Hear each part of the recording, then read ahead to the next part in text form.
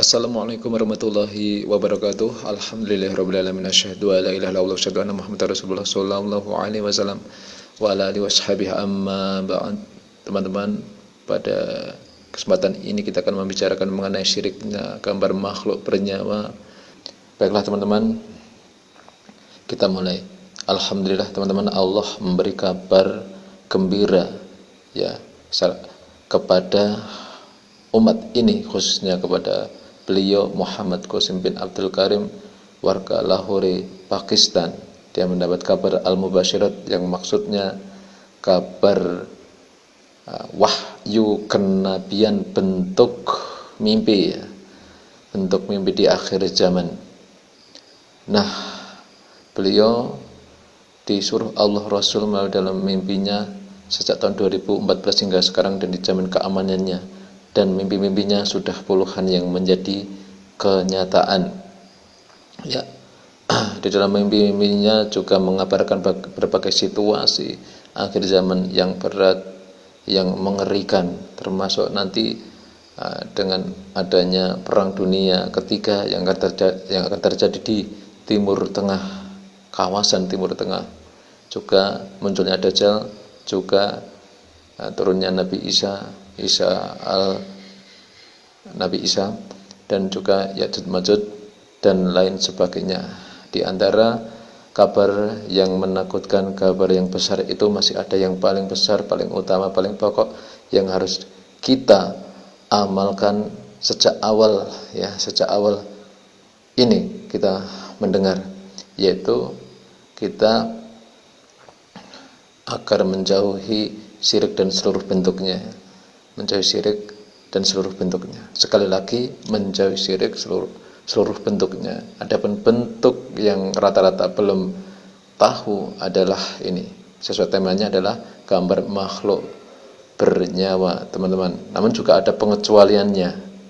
Nah, karena unsurnya adalah karena keterpaksaan, mendesak dan diperlukan. Nah, teman-teman, yang dimaksud di sini adalah semua gambar makhluk bernyawa, entah itu manusia, hewan, atau yang diyakini makhluk-makhluk khayalan sebagainya yang bermakhluk bernyawa ya. Ini tidak boleh, baik itu berbentuk video, gambar-gambar biasa melalui aplikasi, emoji-emoji ya, yang mukanya itu ada mata ya, seperti ilustrasi seperti itu, tidak diperbolehkan ya. Termasuk yang timbul maupun yang tidak timbul, yang berpatung maupun yang bukan, termasuk menggambar kartun dan semuanya pokoknya. Tapi ada pengecualiannya jika ada keperluan ya, ini masih diringankan, yaitu seperti penggunaan video-video yang dibutuhkan, mungkin mengajarkan sesuatu yang orang itu harus tampil ya, ini insya Allah masih dimaafkan. Termasuk yaitu mengupload ceramah-ceramah, di situ ada ulamanya, sharing-sharing seperti ini ya, masih dimaafkan. Dan juga keterpaksaan penggunaan KTP ya, administrasi yang menggunakan diperlukan foto, nah ini keterpaksaan juga masih tidak mengapa. Mungkin mencari orang yang hilang ya. Namun menurut Muhammad Qasim, ketika nanti suatu negara sistemnya sudah Islam betul, maka semuanya akan dihapuskan ya. Baiklah teman-teman, untuk yang pertama kali kita akan membacakan dalil, yaitu yang yang bersumber dari Ruhul Bukhari dan Muslim utamanya. Yang pertama dari sahabat Abu Hurairah. Dia berkata, saya pernah mendengar Rasulullah SAW bersabda, qala Allah azza wa jalla, berarti hadis qudsi, Allah azza wa jalla yang maha mulia, maha agung, berfirman, waman aflamu mimman dhahaba yakhluqu ka khalqi. Kita pengal dulu, siapakah yang paling menganiaya? Ingat ya, paling menganiaya atau menzalimi atau melampaui batas dibanding orang yang membuat, maksudnya membuat gambar makhluk bernyawa seperti ciptaanku. Ya, jawabannya orang itu sendiri. Perhatikan, inilah salah satu dalil yang membuktikan bahwa gambar makhluk bernyawa ini adalah syirik. Ini syirik kategori ya, bukan penyembahan, tapi pembuatan, menandingi Allah, meniru hasil karya Allah. Nah, namun ada kalanya pemakai atau pembuat ini juga menyembah. Ini ya, berarti double ya. Na'udzubillah min dzalik. Nah, di sini disebut yang paling menganiaya, berarti paling besar ya, menganiaya. Ya. Padahal teman-teman, umumnya ya semua pelanggaran yang mengandung dosa-dosa ini disebut penganiayaan. Ya. Ya, di antara semua itu yang paling besar penganiayaannya adalah syirik. Seperti difirmankan Allah dalam surat Luqman yang dulu juga pernah dikutip Muhammad Qasim ya. A'udzubillahi minasyaitonir rajim. Bismillahirrahmanirrahim. Inna syirka la dzulmun adzim. Sesungguhnya syirik itu penganiayaan yang besar. Subhanallah. Kita berlindung dari itu semua. Ini kan nasihatnya Luqman kepada anaknya, yaitu ya bunayya la tusyriku billah inna syirka la dzulmun adzim. Ya wahai anakku, janganlah kamu menyekutukan atau menyirikkan Allah, karena sesungguhnya syirik itu penganiayaan yang besar. Ya, kaitannya ini juga pernah Rasulullah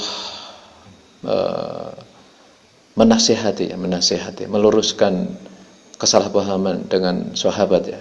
Waktu itu turun surat Al-An'am ayat 82, yaitu alladzina amanu walam yalbisu imanahum bidzulmin ulaika lahumul amnu wa hum muhtadun. Orang-orang beriman yang sama sekali tidak mencampur adukan keimanannya dengan penganiayaan ini ya, maka mereka itulah baginya mendapat keamanan, jaminan keamanan, dan berarti mereka orang-orang yang memperoleh petunjuk. Akhirnya sahabat merasa berat, merasa takut ya. Kemudian ada yang mengatakan, siapakah Nabi di antara kita yang keimanannya tidak bercampur dengan kezaliman? Ya, tentunya kami masih berbuat zalim, masih mempunyai dosa Nabi.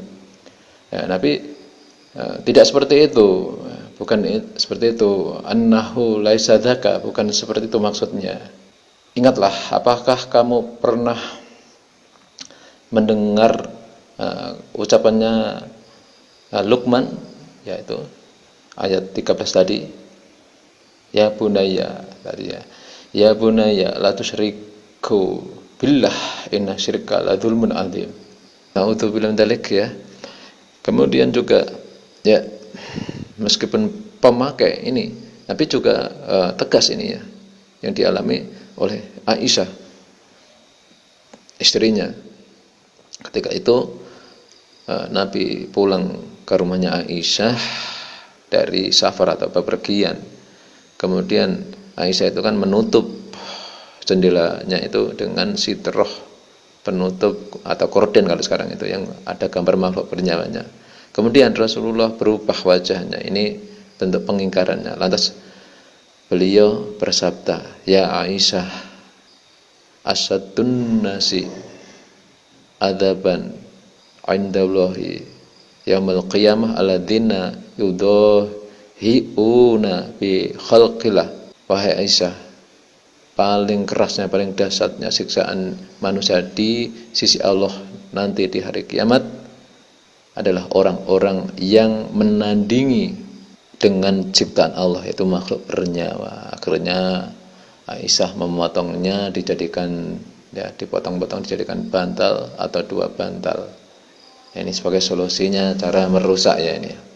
Dan adapun gambar-gambar yang sekiranya ya tidak diperlukan, termasuk yang dipajang di rumah itu ya, di foto keluarga dan sebagainya atau kiai, silahkan ditaruh di dalam album. Ini ada kesesuaian dengan anjuran dari para ulama, jangan dipajang karena sudah banyak kejadian mudharatnya. Di antaranya salah satunya yaitu ketika ada pernah ada orang yang sakit di ru'yah itu ternyata doanya nggak terkabul, nggak ada reaksi.